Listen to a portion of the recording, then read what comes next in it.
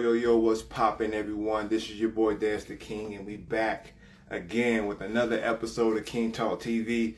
It's been a while since I've been on here for my podcast, but I got plenty of shows lined up, so y'all make sure to stay tuned for that. Today, though, I want to discuss the excellent fight from last night with Amanda Nunes and Pena. And man, it was such a great fight, man. I had to make sure I jumped on to talk about that today. Only with a few minutes with my homie Mike, who is a Muay Thai fighter, experienced fighter, and yeah, we're just gonna discuss it for a few minutes. If you guys want to chime in, if you watched it and you want to chime in, please comment your thoughts below on this.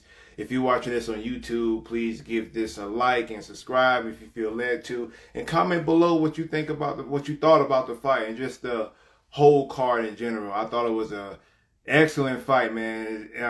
MMA is so brutal. It's such a brutal sport, but it's excellent to watch. It's one of the most, probably the most entertaining thing to watch if you can stomach the blood or whatever. But yeah, I'm gonna bring on my homie Mike, and we're gonna spend I guess maybe half an hour or so discussing our thoughts on the fight.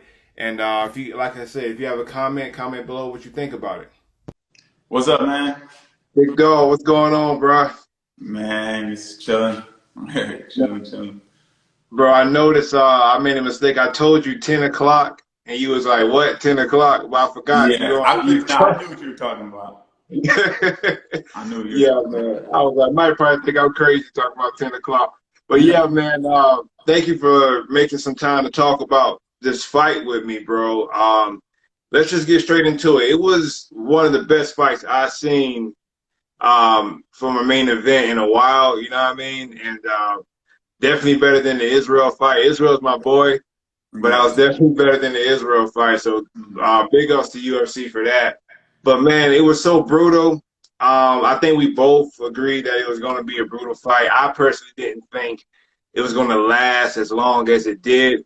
But my first question to you, bro, what was one thing that surprised you the most about this fight between Amanda and Pena? Oh man, just the fact that it continued to keep going after Pena was hit with that hook. And I mean, it was like, that thing was like a hook.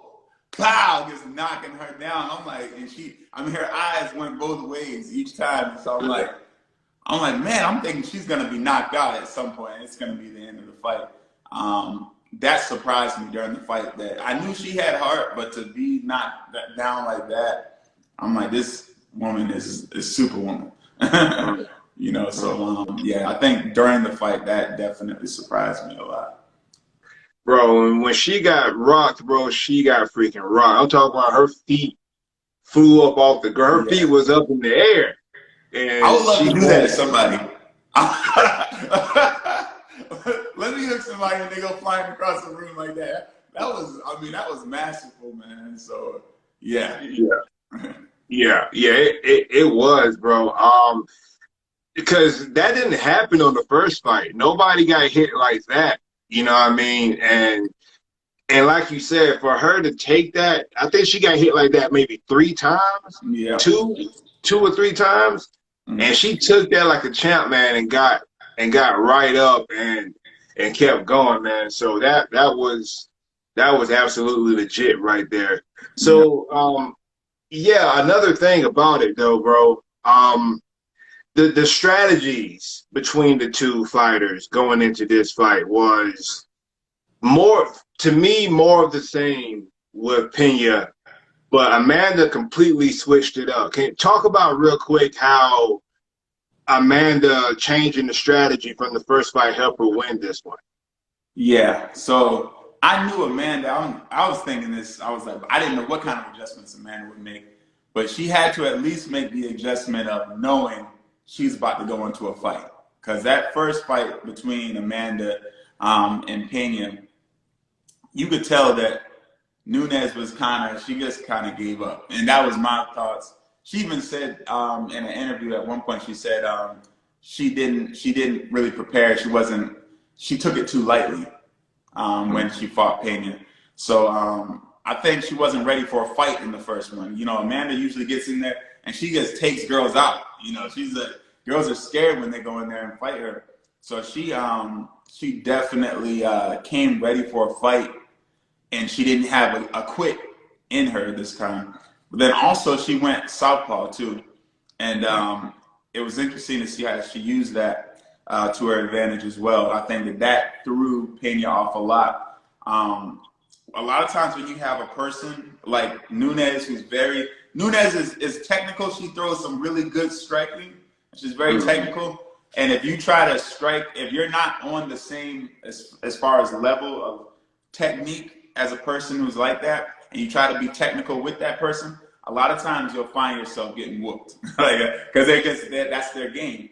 So when you fight a person like that to find success, a lot of times you have to come in kind of with a brawly style, something that's different, unorthodox, so that it can kind of catch them off guard. And Pena did that to her advantage in the first fight.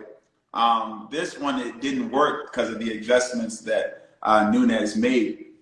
When Pena was coming in, you know, just kind of that brawly looking style, she just got checked with that hook. I mean, and like we already talked about, she was flying across the octagon. I'm like, man, she's still gonna fight, you know. But yeah, a lot of times you'll see that when a person is that technical and coming in with that brawly style, it works. It didn't work this time because of the adjustments of Nunes. But we've seen people like Romero and different other fighters use that kind of weird style, dirty boxing kind of to get in there on those technical people, and it worked, you know. So Yeah. It didn't work this time for her, man, but you gotta admire that toughness, dog. Yeah, man, it was just, and when she got taken down those times, we talked about it earlier, like throughout the fight, they were both standing up, you know, the whole time, and then I think Amanda went for a takedown, and then after the takedown, she almost got an armbar. Now, before the armbar, I think Pena tried an omoplata. Was the omoplata what hurt? That you think hurt Amanda's arm, or was it the armbar? We talked about that a little bit. So I honestly think that and we talked about this off the air, but I honestly think that you know, Amanda was in an uncomfortable position a little bit there. She definitely defended it. You know, I don't think she was in danger because of her defense against it. But when your arm is twisting up like that, and you've been twisting it, you know, different ways or whatnot, I think she was a little bit hurt with that, twisting her arm up a lot. And you notice that she starts to try to take her down. She's going for the takedowns, which also is going to score her points too. That's another thing. So she was taking her down, but she was turning her up off the feet. She could have possibly knocked her out if they kept standing. So it's like, well, why did she take her down? It might have been that her arm was injured. You know, it was a little bit strained. Her shoulder might have been a little bit strained there from just being twisted up so much. And so she said, hey, well, let me take her down. So that's a possibility. You know, I think Pena did more, and especially for people who aren't fighters or they don't do anything, they just kind of are spectators and just watch. They just think Nunes is winning. I mean, just went in there and just wiped the floor with Pena, and Pena didn't do anything. They don't realize Pena was a beast on the ground. Like she was alert. She was doing things that had to keep Nunes on her toes when she was on the ground. And Pena also landed some strikes on Nunes. You see Nunes' face was busted up a little bit. Yeah. Really, it looked a little bit more busted up on her face as far as that goes. After the fight, Nunes did look busted up. So I mean, Pena put up a fight. But to the person who's just watching, doesn't realize what was going on the ground there, and just doesn't, you know, just looks at the win, they don't realize what was taking place there, you know. Yeah. Now, you know, to Amanda's credit, when she had that, when she was in Pena's guard, she landed that elbow, and it just put like a huge. I don't know if you saw, bro, but I think they tweeted out that she has to get plastic surgery because she lost like a big chunk of her forehead, and she has to get plastic surgery to get that healed up or whatever. So the casuals are going to see that the blood And they're gonna think like, oh yeah, see, she got busted up. But like you said, Amanda's face was, like Yeah. puffy at the end. So man, I just think that junk could have went either way. Well, I mean, let's just say this too, though. Mhm. Amanda's from Asgard. She has the power of the gods. Yo, Amanda Nunes is a strong woman, man. Like, listen, you get hit by Amanda, you're gonna feel that. Yeah. So Yeah. well, I was just surprised to see I always admire more than just a fight and a knockout or whatever. I admire the fight in people. Like, there's people who've talked about how a real fighter is somebody who can continue to go, not just a person who just knocks somebody out and then, the fight is over, but a person who can take adversity and keep on going, endure, and have perseverance. And you look at Pena, and she really put up a fight. Like, to me, that was awesome. I admire that. So I admire both fighters, and I think we talked about, casual viewers, they're looking at it, and Nunes is a beast and Pena is soft. They said that about Deontay Wilder and Tyson Fury. I'm like, come on, would you really say that to Deontay Wilder's face? Like, we know that he's a beast, man. Tyson Fury's just the best. It just happens like that, and then sometimes it's the other person's night. That's another thing. Your fight game can be off, and you just lose. People who don't fight, they don't realize this. They don't understand these things. It's these little calculations. You can miss one little thing, and the fight is over for you. You know what I mean? You can put too much energy into something. You wasted your energy. Now you don't have energy to do the thing that would have made you be successful. There's so many things and calculations that go into fighting that casual viewers have no idea about, and they don't even realize the technique and the things that are going into the fight when it's going on. All they do is see, oh man, somebody's bleeding. Oh, that person got their hand raised. They're won. Oh, that means the other person is a loser. But I admire Pena. I mean, she came out there and fought. She fought. I think it would have been great if she could have adjusted to that southpaw stance and made those little adjustments. But she had a tough time with that. Yeah, I'm surprised that, ma'am, I don't know what transpired in her corner after those rounds. I don't know what they talked about.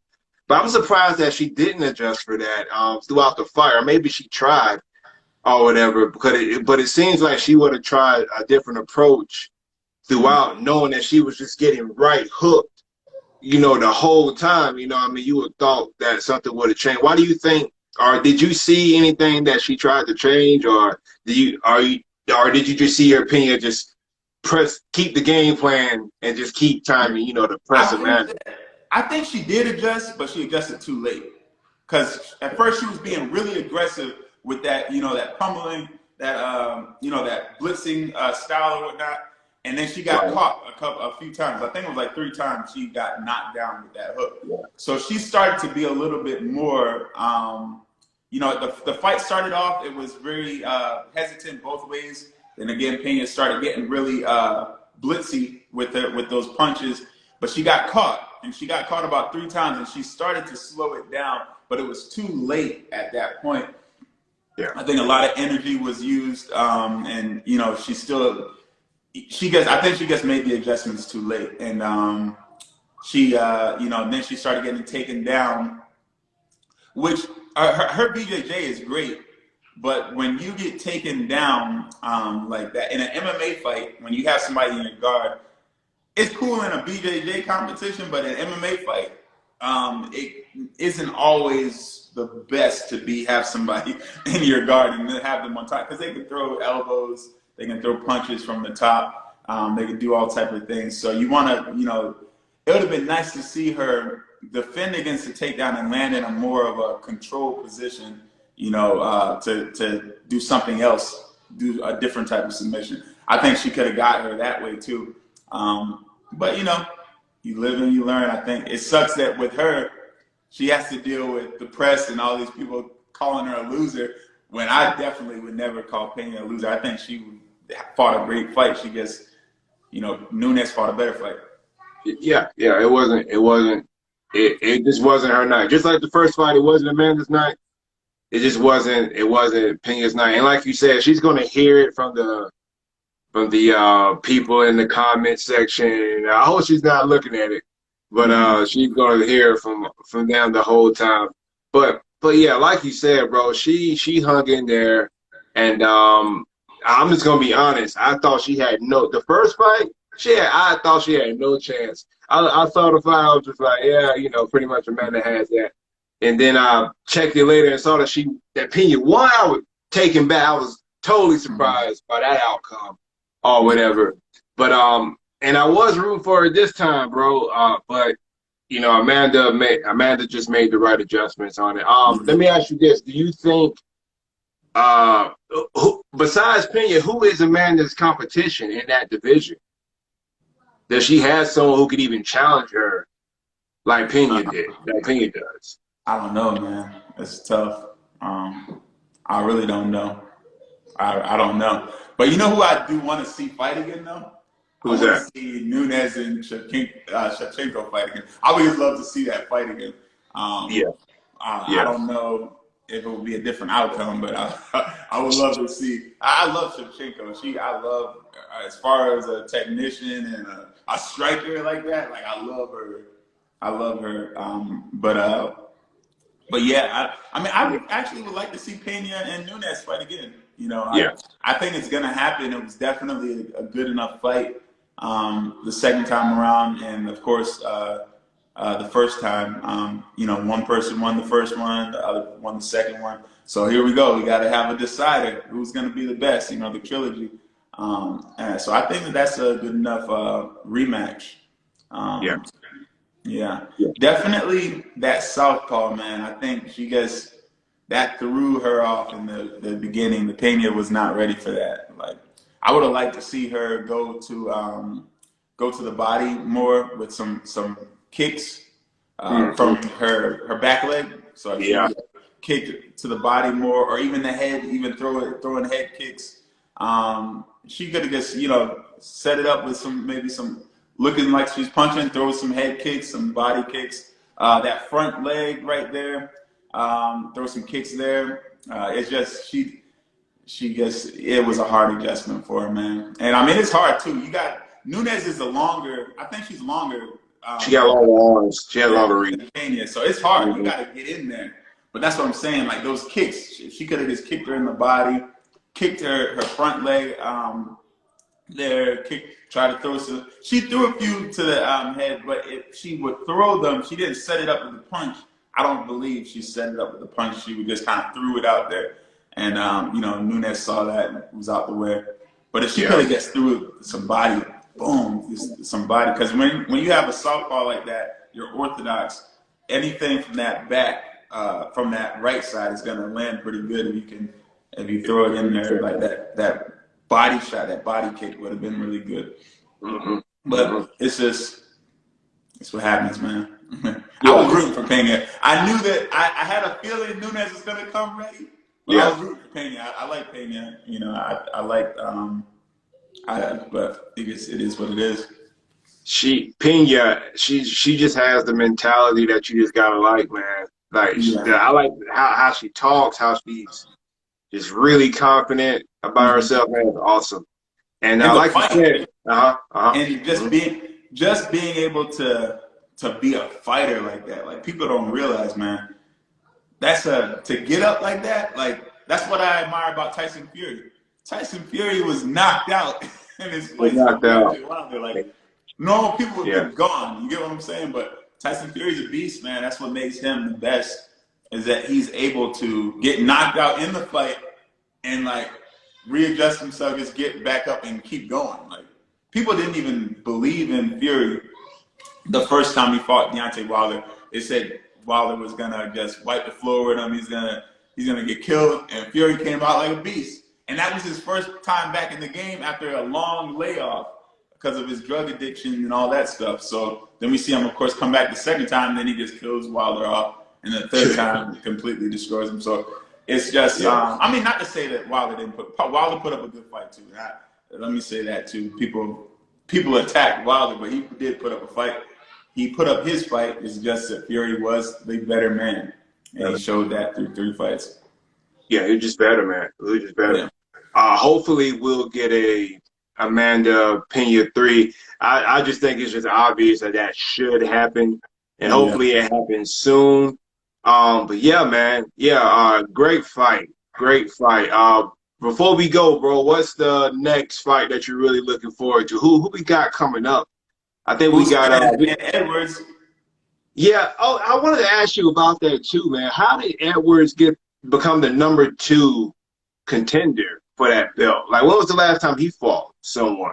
He fought. I think his last fight was Nate Diaz. I think. I want to say it was Nate Diaz. I have to look back, but I think it was. Like, it seems that someone would have been number 2 before him. I don't know. Maybe No, I'm he's been beating people out though. okay. He's been winning, but Okay. and he actually, people are underestimating him. He has a good game, man. Like, he's a pretty good fighter, but he I guess, I don't know. After I saw Nate Diaz rock him like that, I was like, oh no, Usman hit him. I have to go back and watch that. Oh, yeah. You said he fought Nick Diaz or Nate Diaz? Yes, he fought Nate Diaz. Yeah. Okay. He fought. I mean, he was beasting. He was winning that fight. With Nate Diaz, he was just getting him, like, giving him business. But Diaz hit him one time and rocked the world. Like, everybody saw it. He just, oh yeah, that happened. He looked around the room like, did that just happen? And they said, yeah. What happened? you got rocked. Even Nick was like, Nick, he points at his opponent. Yeah. That's what he did. But nah, yeah, he definitely got him. And I was like, dang, well, when Usman hits him, he better get ready for that. I hope he's doing a lot of those neck exercises, put the weight on, you lift that, get that neck going, because you get rocked by Usman, that's a whole different animal. You ever saw the picture of Usman standing up in front of Jan Blachowicz? No, I haven't. I don't think I have. Kamaru Oh, Usman. yeah. They did their face off in the back, and yeah, I seen it. They're about the same size, bro. Almost look like. Yeah, almost the same size. I'm like, yo, Usman is a freaking nature, because you got to think, like, he's cutting weight to get to where he's at. That's crazy, bro. Dude, That's crazy. beast, dude. I'll walk around at like 175, dog. That's what he fights at. That's so what he's at. Yeah. That's crazy. He weighs probably like 210 just walking around regular. Something like that. Yeah. That's crazy, bro. And all That's muscles, crazy. man. So I got 2 more things I want to talk about before we go, bro. You mentioned Nate Diaz. He's about to fight Chimaev. Chimaev coming up, bro. That's like giving that man to the doggone wolves, bro. Yeah. In my opinion, man. What you think about that? Yeah, it is. It sucks that they do that to him. I'm not even excited for that fight. Like, who in their right mind wants to see that? I'm gonna be honest. I would have liked to see what's his name, Kevin Holland fight. Even though Kevin Holland would tune Nate Diaz up too. I think Nate Diaz is just in that time. He needs to just get out of there. I mean, he done took a lot of damage, man. But I would have liked to see him and Holland fight. I saw Holland talking about a potential fight with him and Nate Diaz. And well, it's not a potential fight anymore. But I would have liked to see that more than Chimaev. Chimaev is. I feel bad for Nate Diaz. Like, I guess other than the money, I don't see why Chimaev really wants that either. He always calls out. He been calling out Usman. Even Israel. He been calling out Israel. Like, why are you calling out Nate Diaz? Like, why? Why? Did why he him? call him out though? I don't think he called him out. A while ago. You can look this up. Like a while ago, he tweeted out at Nate and said he wants to fight Nate. Like a while ago, but he was calling out everybody, but he did call out Nate too. He was just on his list for some reason. I don't know why. Well, Nate is gonna draw a lot of money, And okay. I put some respect on Nate's name because people count him out, and he has shown up before. He beat Conor McGregor. Everybody was like, whoa, But I think that he's just now. I don't know how old is Nate. He's like what, like 38, 30. Maybe 37, 38. So yeah, he's getting up there, fighting when you're as a fighter, really generally speaking, unless you're Glover Teixeira or one of these guys, super guys who just keep on going. But a lot of times there's a window, like age-wise, that you want to fight in, and that you'll have your prime fights in. You'll be your prime best. And it might not even be age, but it's just something happens, and you get knocked out maybe your first time, and then sometimes you can't really recover from that. Your window is up. Like Anderson Silva, I'm still the biggest Anderson Silva fan. That's my favorite fighter of all time. But once he got knocked out by Weidman, as far as MMA is concerned, we kind of see him just go downhill. Yeah. This is one of those things. It's just that window that people have, and I think Nate Diaz, he's already seen that. So.